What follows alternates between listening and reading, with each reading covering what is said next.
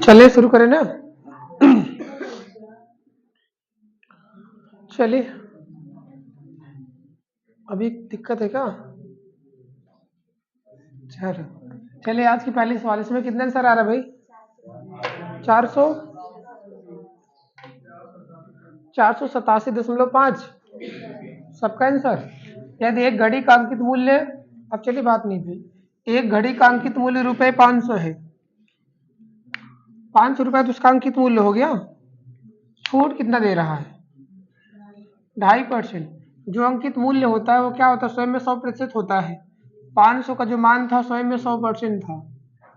अब इसको क्या करना है? छूट देना, तो 100 से कम में बेच दीजिए। हमको निकालना है सेलिंग प्राइस क्या हो गया। तो 500 रुपए का सामान 2.5% डिस्काउंट, तो कितने परसेंट बिकेगा? कितने परसेंट बिकेगा भाई? 100 में 2.5 कम हो जाएगा ना। 100% उसका मूल्य था, अंकित मूल्य 2.5% के बट्टे पर मिल रही, तो 100 में 2.5 कम कर देते, कितने बिकेगी? 97.5%, 97.5 लिख देते हैं। इसको सॉल्व कर लीजिए, आपका आंसर आ जाए। कितना आ रहा है? तो 487.5। अच्छा, ये 487 अच्छा, इसको कितना रुपया कितना पैसा पढ़ेंगे? इसको कितना रुपया कितना पैसा पढ़ेंगे? 487 रुपया 50 पैसा की 5 पैसा? पक्का है ना? हाँ, पैसा इकाई दहाई 100 में चलता है तो 2 अंक लेंगे, यही ना। 487 रुपये 50 पैसे है। और अगर 487 रुपये 5 पैसे लिखना है तो कैसे लिखेंगे? दशमलव के बाद 005, 05, यही ना। हाँ भाई, अगर ग्राम में ऐसे लिखना, सॉरी पैसे में होता 450, सॉरी गुरु को बता रहे, 487.05 होता तो ये 5 पैसे हो गए, 50 पैसे, ठीक है ना। 2 अंक में लेके चलिए, क्योंकि ये सटीक पद्धति होती है, 100 में चलता है इसका मान, ठीक है ना। आप क्या कह रहे थे? पैसा 100 ज्यादा होगा नहीं करता है। अच्छा बताओ अच्छा रुको, कितना कितना ले ले, कितना ले बताओ, कितना ले ले? अरे मान लो, अच्छा 2.005 कोई रुपया लिखा है? क्यों बच्चा, मतलब ऐसा कुछ लिखा है? अच्छा बताओ, रुपए को पैसा में बदल दे तो क्या करते हैं?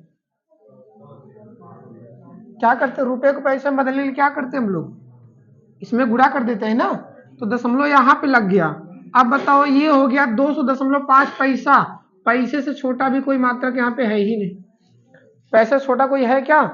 तो 200 पूरा पूरा आ रहा है, 200.5। अब मान लीजिए, और क्या बताइए। चलिए, इस सवाल में हो गया आंसर 487.50। अगला प्रश्न, ये तो उस दिन पढ़े थे हम लोग यहाँ तक, है ना। चलिए, अगला प्रश्न आपका दिया है, देखो भैया, अगला प्रश्न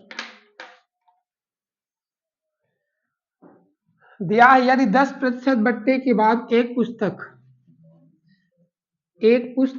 72 रुपए में बेची गई, तो पुस्तक का अंकित मूल्य 80 रुपए। चलिए बढ़िया। यदि 10% बट्टे के बाद एक पुस्तक 72 रुपए में बेची गई। अच्छा, 10% बट्टा, बट्टा किस पर दिया जाता है? अंकित मूल्य पर। यानी अंकित मूल्य जो भी प्रिंट रेट रहा होगा उस पर 10% बट्टा दिया गया, तो किसके बराबर? 90% बिकी होगी। और 90% बिका तो कितने रुपए में बिका है? 72। अंकित मूल्य पर छूट विक्रय मूल्य के क्या होती है? बराबर होती है। ये तो मैंने पढ़ा था। 0 खत्म होकर 9 से काटे 8 बार में 8 के 10 में गुणा हो गया 80 रुपए। यानी आपका जो प्रिंट रेट है या अधिकतम मूल्य जो भी हो वो 80 रुपए था, ठीक है ना। आगे लिखे, बात नहीं करिए भाई, आसान सी सवाल है ना। 10% बट्टा मिला तो 90% बिका, और 90% बिका यानी 72 रुपए में बिका, दोनों हो गया आपस में बराबर। और जो छूट मिलती है हमेशा अंकित मूल्य पर दी जाती है, प्रिंट रेट पर। चलिए अगला प्रश्न, ये समझते चलिएगा, क्योंकि अभी ऐसे संबंधित कठिन हो जाएंगे सवाल। अगला दिया, यदि एक साड़ी अगर लग रहा हो अभी आसान है, तो इसी सीक्वेंस में सवालें भी कठिन होती जाएंगी धीरे धीरे, समझते चलिएगा। यदि एक साड़ी जिसको अंकित मूल्य पर 14% की छूट के बाद रुपए 516 में बेचा गया, रुपए 516 में बेचा गया, तो साड़ी का अंकित मूल्य बताइए।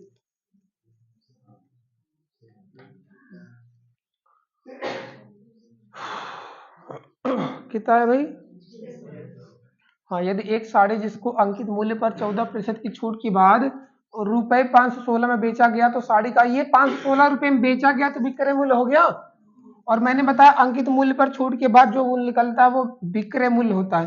अंकित मूल्य यानी प्रिंट रेट जो भी रहा होगा, उस पर छूट मिली 14% की, तो कितने परसेंट बिका होगा? 100 में 14 कम करके बिका होगा। 100% उसका अंकित मूल्य हो गया, 14 कम करके बेचे, कितने में बिका होगा? 86%। 86% बराबर किसके?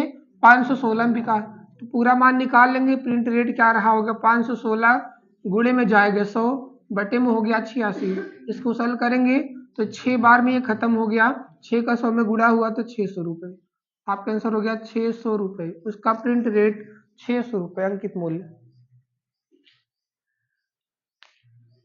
आगे लिखे अगला प्रश्न। चलिए अगला प्रश्न आपका फिर।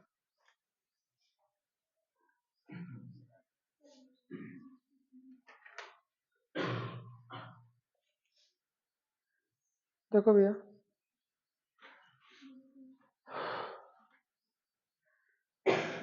यदि एक टीवी 20%, 10% तथा 10% के 3 क्रमिक छूट के बाद रुपए 3240 में बेचा गया, तो टीवी का अंकित मूल्य क्या था?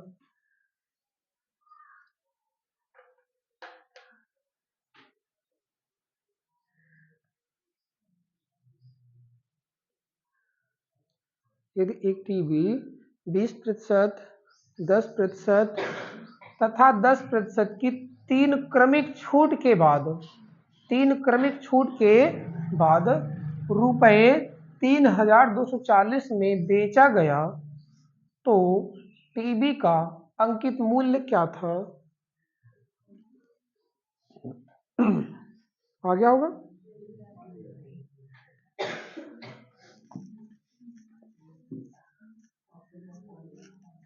ऑप्शन कौन सही हो रहा है? Option number C. चलिए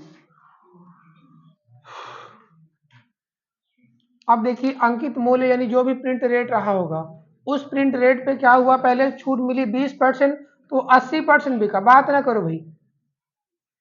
फिर उसके बाद 10% फिर छूट दे दिया गया, वो बिका होगा 90% में। फिर उसके बाद एक और छूट दी गई 10% की, फिर बिका होगा उसका भी 90% में, जो बचा था। अब लास्ट में जो बिका 3240 में बिका। यही ना विक्रय मूल्य के बराबर हो गया। अंकित मूल्य पर छूट निकालने के बाद जो मूल्य आता है वो बचता है विक्रय मूल्य। सरल करें इसको। चलिए सरल कर लेते हैं। 3 जीरो यहाँ से आपको कैंसिल हो गया। अब ये कटेगा। चलिए 8 से काट देते हैं। 8 चौके 32, 0 8 पंचे 40। अभी कटेगा ये। 9 का 9 में गुणा हुआ 81। 81 से काटेंगे 5 बार में, ये खत्म हो गया। तो प्रिंट रेट आपका आ गया 5 ही हुआ। इधर का 100 और 10 यानी 1000 इसके बगल में चला गया, तो 3 जीरो बढ़ गया 5000 रुपये। उसका अंकित मूल्य था 5000 रुपये।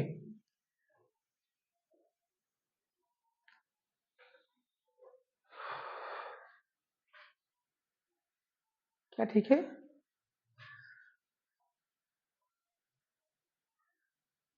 आगे लिखे। ये लग गई ना? चलिए अगला प्रश्न।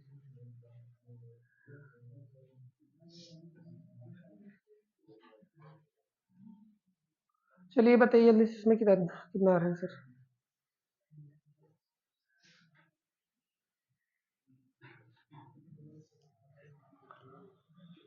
ये तो कर ही लेंगे ना? चलिए जल्दी बताइए।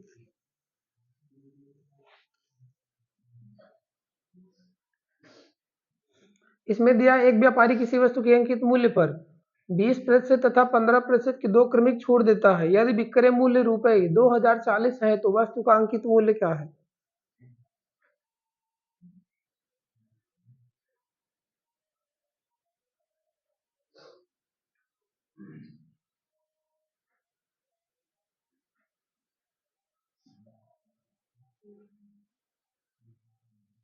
आ गया?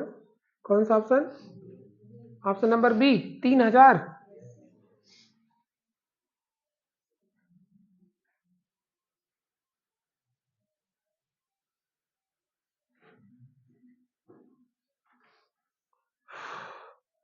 क्यों भाई?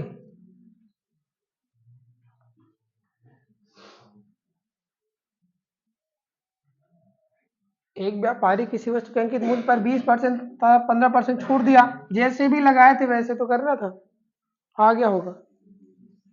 चलिए बढ़िया, सबका है। दिया क्या? अंकित मूल्य प्रिंट रेट जो भी रहा होगा उस पर 20% छूट यानी 80% बिका, फिर उस पर 15% छूट दी गई तो अब बिका होगा 85% में, और लास्ट में बिका है 2040 में। सेल कर लिया जाए। चलिए सेल करें। अब कितना आ रहा प्रिंट रेट निकाल लिए ना इसको आप लोग।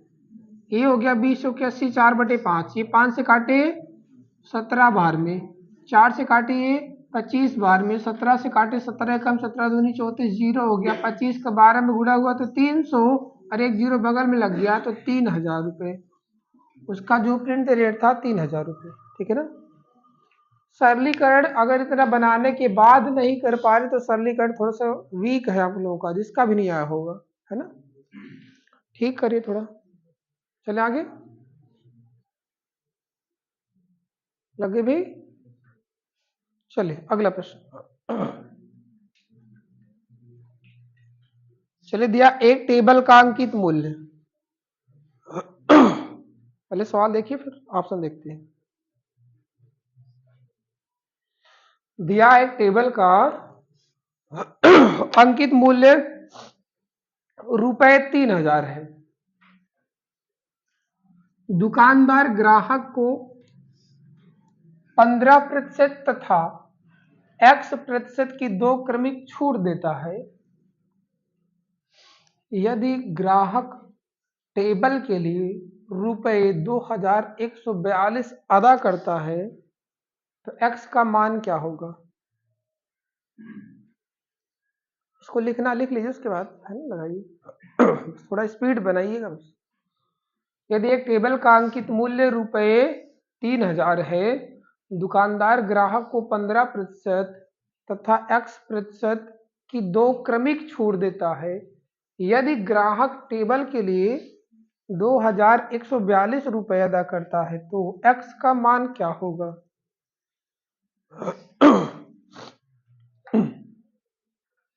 चले भाई,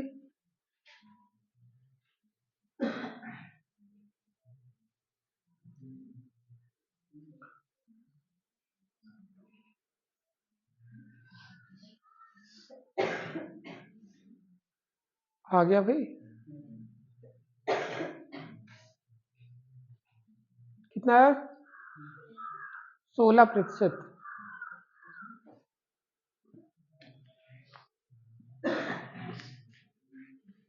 आ गया होगा ना।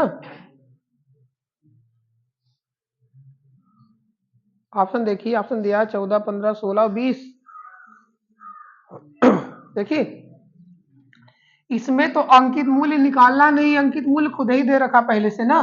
अंकित मूल्य दिया 3000 रुपये। इस 3000 रुपये पर क्या कर रहे हैं हम लोग? छूट ले रहे हैं। पहले छूट क्या मिल रही? एक दुकानदार ग्राहक को 15% छूट। अच्छा, छूट जो मिलती है वो 100 से घटा के मिलती है ना, यही तो करते हैं हम लोग। 100 - 15 लिखते हैं कि नहीं लिखते? 100 - 15 नहीं 85 हम लोग लिखते हैं भी। तो आता कैसे? घट के तो आता है 100 - 15। दूसरी वाली जो छूट दी गई है उसको पता नहीं है, वो पता नहीं, तो उसको मान लेते हैं x रहा होगा। बराबर लास्ट में बिका कितने में? तो 2142 में बिका। बस यही तो करना था। ठीक है ना। 3000 पहली छूट 15%, तो घटा लेंगे। हम लोग लिखते क्या है? 3000 के समान 15 छूट मिली तो 85 बिका। ये दूसरा वाला तो ये घटेगा नहीं, इसको ऐसे रहने देते हैं। बटे में 100 बराबर 2142 की। सेल करें इसको। 3 जीरो यहाँ था, 3 जीरो यहाँ से खत्म हो गया। अभी काट दे। चलिए 5 से काट दे, 5 दूनी 10 हो गया, 5 से काटे 17, 5 17 85। 3 से काट देते, 3 7 21, 3 1 कम 3, 3 चौके 12। 17 से काटे, 17 से कितनी बार कटा? 17 चौके 68 ही ना। 17 चौके 68, 3 17 दूनी 34। जरा गुणा करो भैया। इधर आया 100 - x, 2 का इधर 42 में आके गुणा हुआ तो 42 दूनी 84, तो 84 इधर आके घट गया। 100 - 84 बराबर किसके? x के। मान कितना आ गया? 16। जो दूसरा डिस्काउंट था 16% का डिस्काउंट रहा। दूसरी जो छूट थी यही पूछा था, तो 16% की।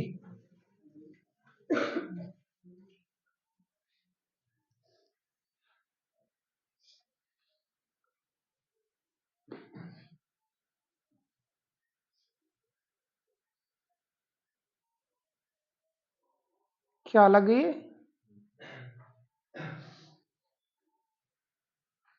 बस ये रखना था, इसको रख के सल करके एक्स का मान निकालना था। चले आगे लिखे।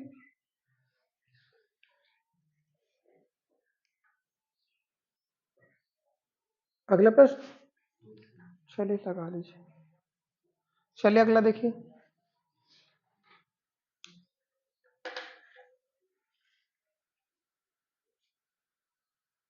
अगला प्रश्न देखिए।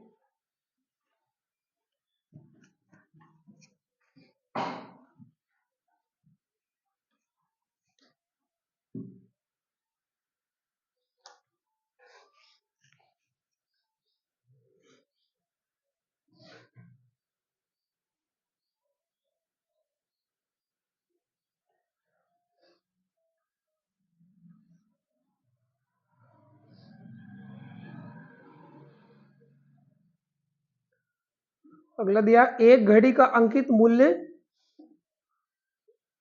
3,200 रुपये है। इसे दो क्रमागत बट्टे के बाद रुपये 2,448 में बेचा गया है। यदि पहला बट्टा 10% का हो तो दूसरा बट्टा, अभी लगाए थे हम लोग। चलिए, यदि पहला बट्टा 10% का हो तो दूसरा बट्टा बताइए।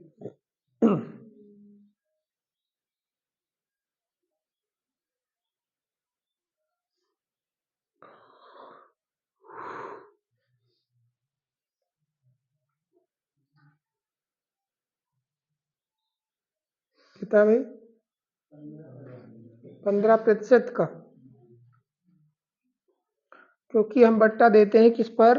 अंकित मूल्य पर, और अंकित मूल्य हमारा दे रखा है 3,200 रुपये। पहला बट्टा है हमारा 10% का, तो 10% यानी 90 में बिका होगा, 90 में बिका। दूसरा वाला बट्टा मुझे पता नहीं, आप मान लीजिए 100 माइनस एक्स, इतने % बिका होगा, और लास्ट में बिका 2,448 में। यही तो करना था। पहला वाला 10% बट्टा तो 90 में बिका, सीधा सीधा घट गया, लेकिन ये घटा नहीं, इसे रख देते। इसको सल कर लेते। चलो सल करो भैया। 3 जीरो भी कट गया, खत्म हो गया इधर। अभी क्या करें, 9 से काटते हैं। 9 से कटा, 9 एकम 9 बचा आपका, सॉरी 9 दूनी 18, 9 दूनी 18 बचा कितना? 6। 9 7 63 हो गया, 9 दूनी 18 हो गया। अभी कटेगा ये। चलिए किससे काटते? 16 से काटे। चलो 8 से काटो। 8 चौके 32 हो गया, 8 3 24, फिर 8 चौके 32 हो गया, यही ना। फिर 2 से कटेगा, 2 दूनी 4 हो गया, 2 17। अब इसको क्या करें, 2 से काट देते यहाँ पे, 2 5 10 0, ये हो गया 100 माइनस एक्स बराबर, गुणा करें तो 17 5 85। सॉरी सॉरी सॉरी, एक जीरो कहीं से कट गया, बच गया क्या यहाँ पे? अच्छा, ऊपर 3 जीरो था, नीचे हमने कितना जीरो काटा है? 3 तो काटे यार। अच्छा सॉरी, काटने में गलती हुई क्या? चलिए अच्छा ठीक। 100 माइनस किसकी? 85 के बराबर किसकी? एक्स की। कितना आ रहा है? 15। ये काट पाट लिया करो यार, है ना।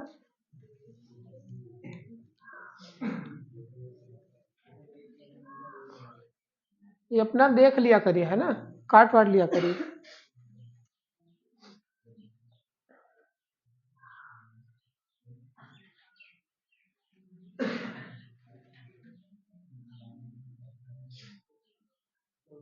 चलिए आगे देखें।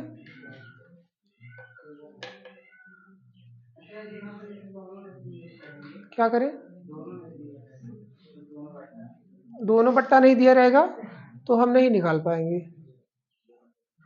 फिर अगर निकालने के लिए फिर कुछ और दे रखेगा, हो सकता है बट्टा बराबर करके दे, कहते दोनों सेम प्रकार के बट्टे, है ना। दोनों मतलब दोनों बट्टों का मान जैसे 10 और 10 है, तो दोनों जगह 100 माइनस अगर के निकालेंगे और द्विघात समीकरण वगैरह समझ जो बनेगा निकालेंगे उससे, फिर है ना। अलग अलग करके देगा तो नहीं निकाल पाएंगे फिर, ठीक है ना। अगर दोनों सेम बट्टा देगा तो हम द्विघात वगैरह बना के निकाल सकते हैं, ठीक है ना। हाँ चले इसको, इसमें देखो 32 रुपए का तो सामान लिखा था, उस पे पहला बट्टा कितना दिया है 10%, तो 90 में बिका होगा। दूसरा वाला बट्टा कितना था मुझे पता नहीं, अगर दूसरा वाला बट्टा 10 होता तो वो भी 100 में घटता है ना, तो इसको पता नहीं, हम लोग x मान के 100 में घटा देते, इतने % बिका होगा, तो बराबर लास्ट में बिका किसमें 2448, बस यही इतना सरल करना था, ठीक है ना। 32 रुपए के सामान पे पहले पर दिया गया 10% बट्टा, फिर कुछ और बट्टा दिया गया, उसका मान मुझे पता नहीं निकालना, और लास्ट में उसका विक्रय मूल्य आया 2448। और ये मैंने बताया था अंकित मूल्य पर छूट देने के बाद जो विक्रय मूल्य का छूट देते हैं वो क्या निकलता है, सॉरी अंकित मूल्य पर छूट देने के बाद निकलता क्या आपका विक्रय मूल्य निकलता है, तो विक्रय मूल्य के बराबर हो गया। इसको सरल करना था, ये आपका काम है, आप चाहे जैसे सरल करिए, ठीक है ना। काटे वाटे नहीं काटना, गुणा करके तब भाग करिए छोटे छोटे रूप में। चले आगे, अगला लिखे, चलिए अगला देखिए।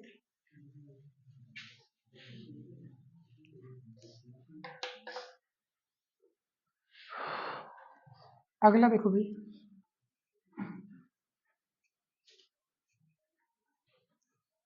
इसका वो शार्ट मेथड नहीं बता रहे है ना, जैसे भी चलते आ रहे उसी पे हम बता दे रहे हैं।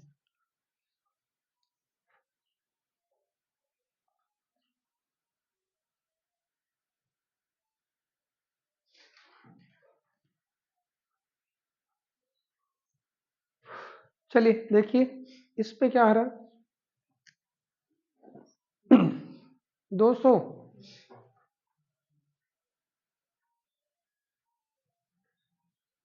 ठीक है भाई।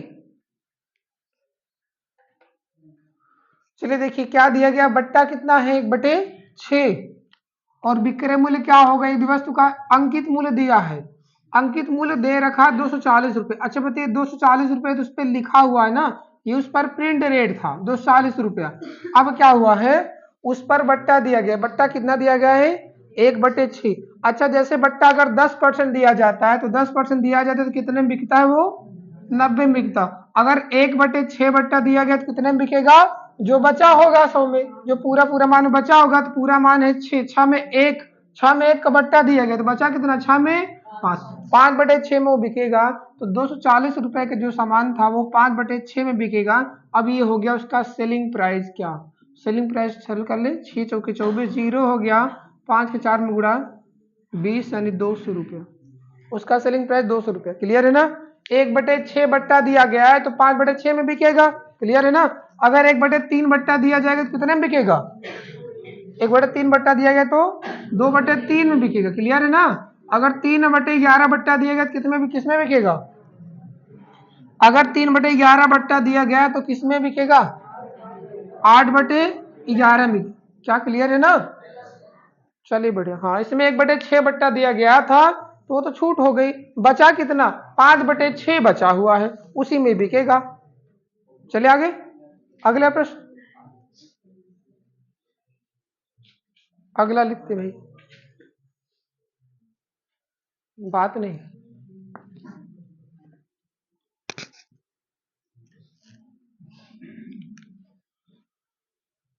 यदि 20% तथा 15% की दो क्रमिक छूट दी जाती है तो अंकित मूल्य का विक्रय मूल्य से अनुपात बताइए, तो अंकित मूल्य का विक्रय मूल्य से अनुपात बताइए।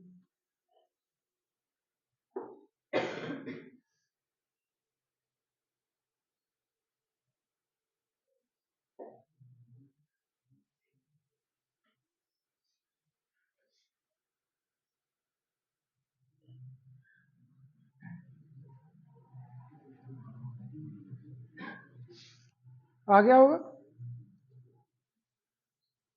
कौन सा ऑप्शन, चलिए ऑप्शन नंबर सी।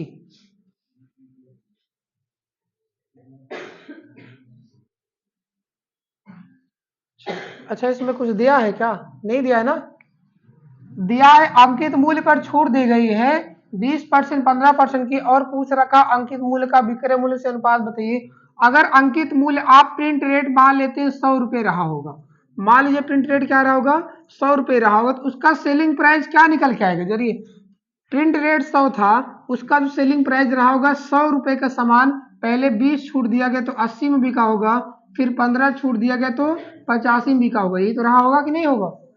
अब जब इसको सरल करेंगे, अनुपात में जो चीजें मिलती रहती हैं वो कट जाता है, इसमें बटे में कुछ नहीं था, एक था, ये 100 से 100 खत्म हो जाएगी, 100 से कोई मतलब ही नहीं रह गया, बचा क्या, ये आपका 80% और 85%, बस यही सरल कर लेते हैं। चलिए इसको सरल करें, 20 की 80, 20 पंचे 100, 5 से काटे 17 और 4 से काटे तो 25, 17 बटे 25, और यहाँ कोई मान बचा, कुछ भी नहीं बचा, सिर्फ इसी के बटे में दिख रहा है, तो जो बटे में दिख रहा है यहाँ भेज दीजिए, 25 अनुपात में 17, ये आपका हो गया विक्रय मूल्य, अंकित मूल्य तथा विक्रय मूल्य का अनुपात, अंकित मूल्य तथा विक्रय मूल्य का अनुपात, ठीक है ना।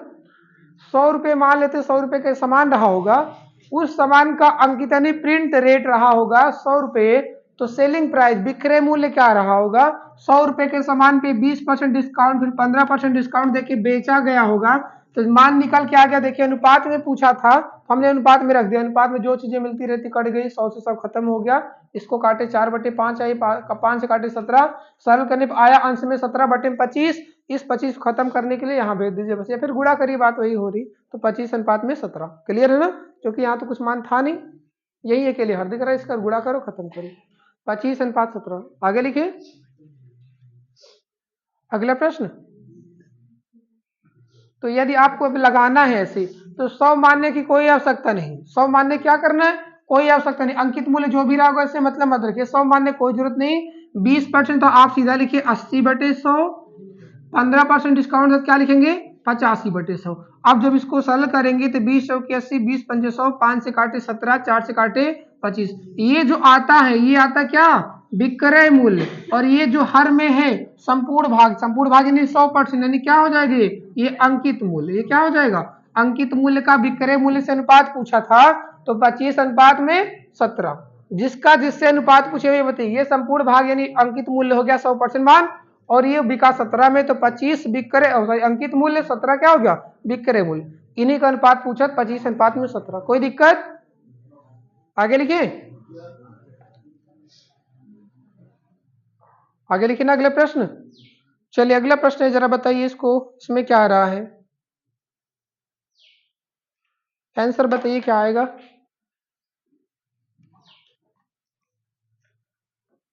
तो 100 मानने की कोई जरूरत नहीं है, अंकित मूल्य मत मानिए, क्या जरूरत है, अनुपात ही तो पूछा है।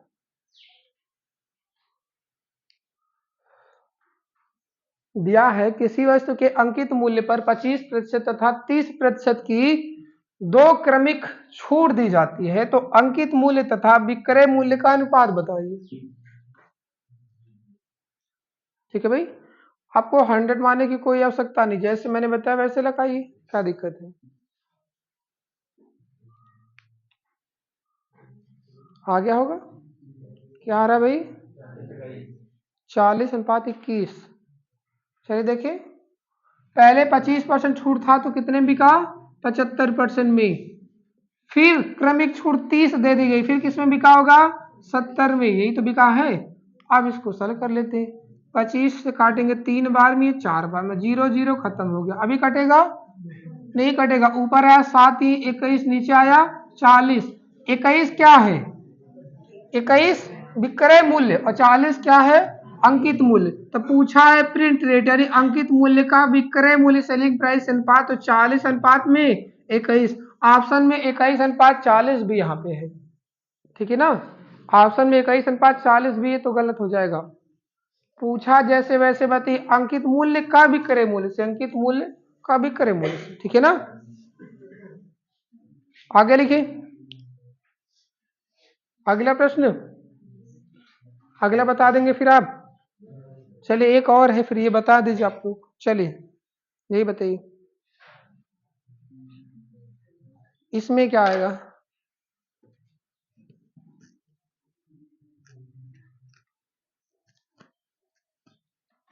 यदि एक घड़ी का अंकित मूल्य रुपए, यदि एक घड़ी का अंकित मूल्य रुपए 1513.37 है, 1513.37 है, तथा वह 20% तथा 17% के दो क्रमिक बट्टे पर 20% तथा 17% के दो क्रमिक बट्टे पर बेची जाती है तो घड़ी के अंकित मूल्य तथा विक्रय मूल्य का अनुपात क्या होगा? तो घड़ी के अंकित मूल्य तथा विक्रय मूल्य का अनुपात क्या होगा?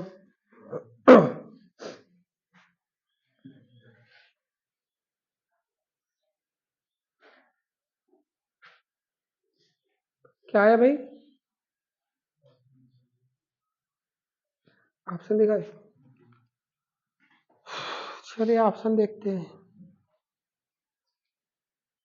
ऑप्शन तो काफी बड़ा है यार। कौन सा? ऑप्शन नंबर बी वाला। चलिए अच्छा ठीक है, देखते हैं।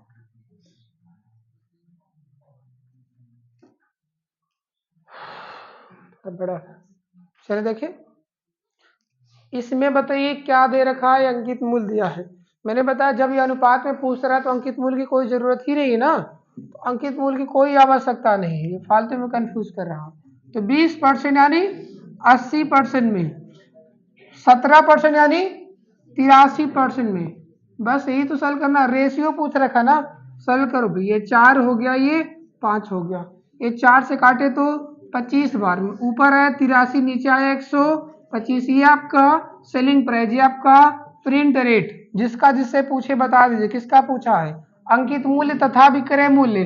अंकित मूल्य 125, विक्रय मूल्य 83, 125 अनुपात में 83। इसका कोई काम नहीं है, ये रहेगा भी तब भी कट जाएगा, ठीक है ना। इसके पहले वाले सवाल में हमने 100 माना था ना, 100 मान के बताया था, तो दोनों में 100 कट गया था, वैसे ये भी रहेगा। इसमें अंकित मूल्य का कोई काम नहीं, अनुपात में पूछा है तो।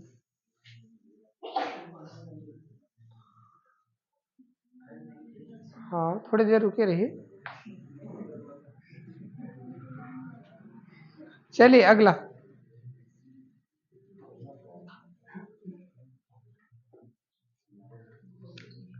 अगला प्रश्न भाई, जल्दी से खत्म करिए फिर। यदि किसी कपड़े पर 15% की छूट प्राप्त होने पर ग्राहक को 15% की छूट प्राप्त होने पर ग्राहक को 105 रुपए की बचत होती है।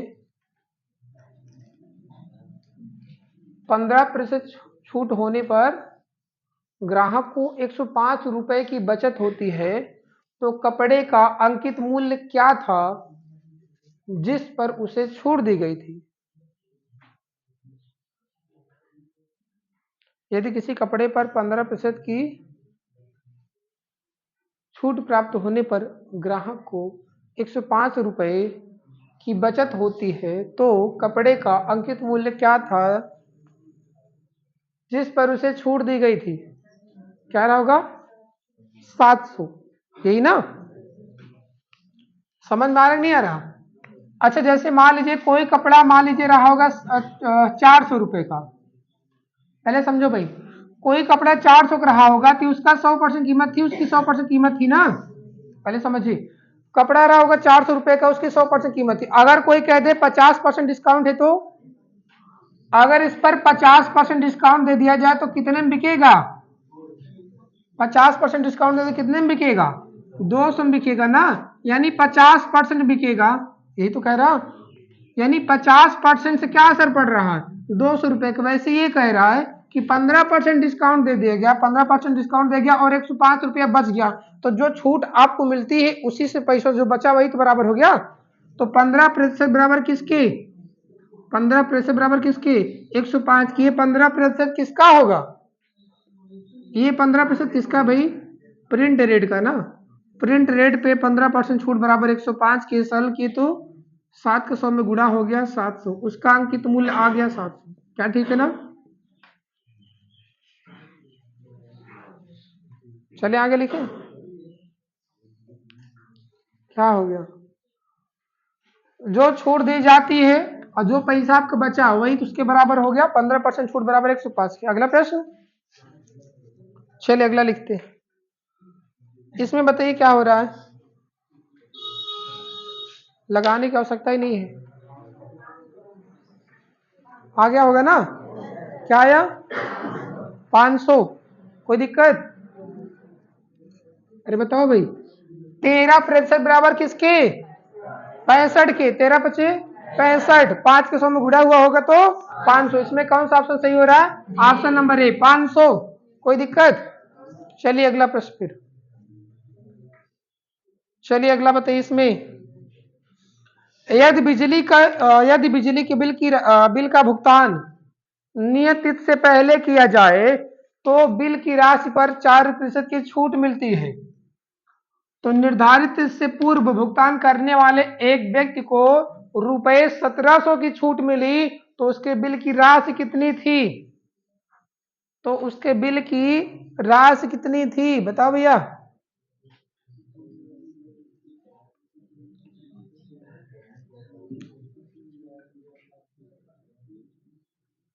यदि बिजली के बिल का भुगतान नियत तिथि से पहले किया जाए तो बिल की राशि पर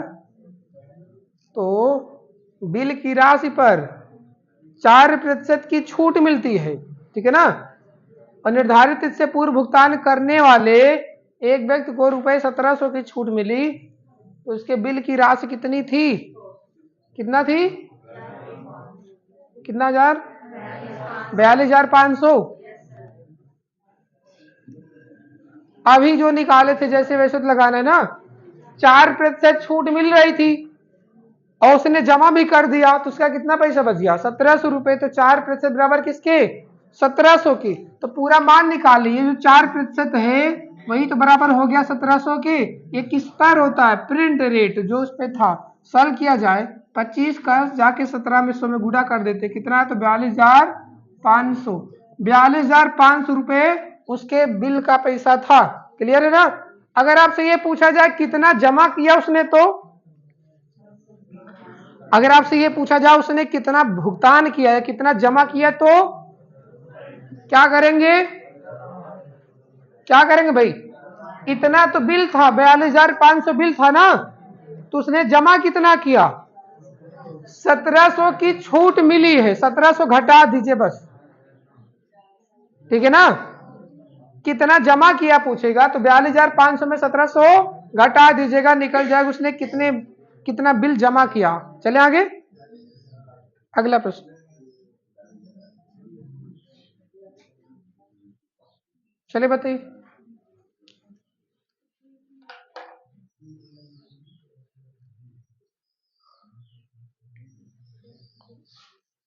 इसमें क्या आ रहा है?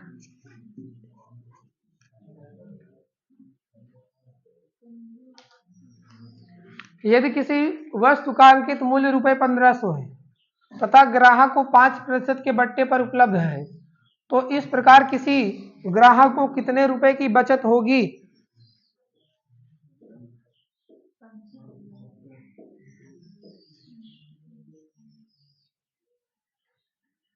कितने की बचत होगी? 75 रुपए की। कैसे निकाले? 1500 रुपए तो लिखा था 5% बट्टे पर, ये जो लिखा था उसका प्रिंट रेट था, अंकित मूल्य हो गया। उसके बाद उसका सेलिंग प्राइस क्या रहा होगा? 1500 रुपए का सामान जो है 5% बट्टे पर बिका तो किसमें बिका होगा? 95% में। इसको सरल कर ले, कितना आ रहा? तो 1425 रुपए आ रहा होगा, यही ना? उसका सेलिंग प्राइस 1425 रुपए, सामान था 1500 का और बिका किसमें? 1425 में। कितने रुपए की छूट मिली या कितने रुपए की बचत मिली? छूट यानी बचत जो मिली, कितने की मिली? तो 75 रुपए की। क्या ठीक है ना? अगर इसमें कुछ लोग ऐसे भी किए होंगे, 1500 रुपए पर सीधा निकाल लिए होंगे 5%, कुछ लोग ऐसे भी लगाए होंगे। क्यों भाई? सीधा निकाल लिए होंगे 1500 रुपए पे 5%। हाँ, तो ये ध्यान दीजिएगा, ये तब तक काम देगा जब सिर्फ सिंगल छूट रहेगी। अगर डबल छूट हुई ना तो तुरंत गलत हो जाएगा ये तरीका। ठीक है ना? एक छूट रहेगी, जैसे इसमें कितना छूट है? 5% की सिर्फ एक छूट है। अगर पता चला एक और छूट दे दिया इसके बाद 10%, ये तरीका तुरंत गलत, फेल हो जाएगा। ठीक है ना? पर आपको एहसास भी नहीं होगा कि हम गलत कर रहे हैं। चले भाई, कैसे गलत होता है अभी बताते हैं। अगला प्रश्न चले। हाँ तो ये तरीका अपने, ये चाहे जैसे रहेगा, 2 छूट 3 छूट सब पे निकल जाएगा। आगे लिखिए भाई। अगला प्रश्न, चलिए अब दोनों में लगा के देखिए दोनों तरीके से क्या फर्क पड़ रहा है। 2 तरीका लगाए थे ना आप लोग, इसमें लगा के देखिए कौन सा फर्क पड़ा, क्या फर्क पड़ रहा है।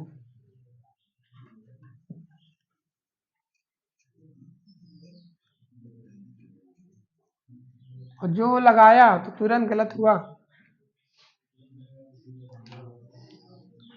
अब देखिए आपके इस तरीके पे क्या रहेगा, 1600 रुपए पर 20% निकाल के 10% निकालेंगे।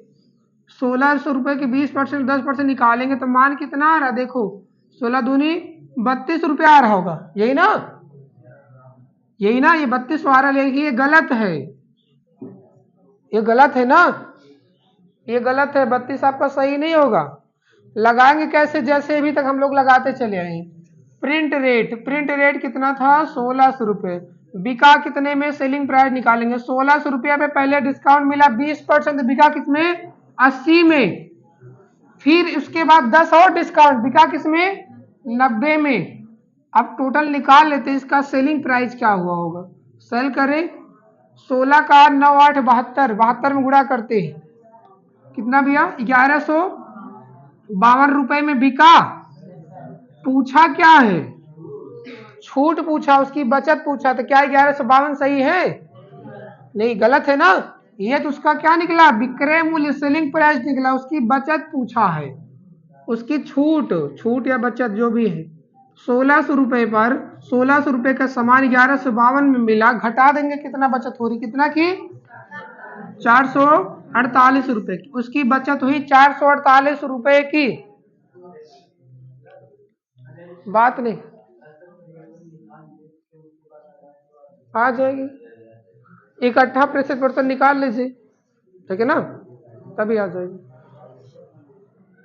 इकट्ठा का मतलब हो गया कि जैसे 20 और 10 प्रभावी छूट की दर क्या होगी, है ना, 20 और 10 के निकालेंगे तो 32% आएगा, सीधा आप निकाल लीजिएगा, सारी छूट है ना, हाँ 20 और 10 यानी 30 हो गया, 2 घट गया 28 आएगा, सही कह रहा है, 28% आई होगा, निकालेंगे आ जाएगा। क्या ठीक है, आज किसी सवाल में कोई दिक्कत, जो पढ़े थे ये सब आसान सवाल है अभी ना, अभी आज तक आसान है, कल से थोड़ा सा कठिन हो जाएंगे, ठीक है ना। चलिए आज के लिए बस करते हम लोग, ठीक है।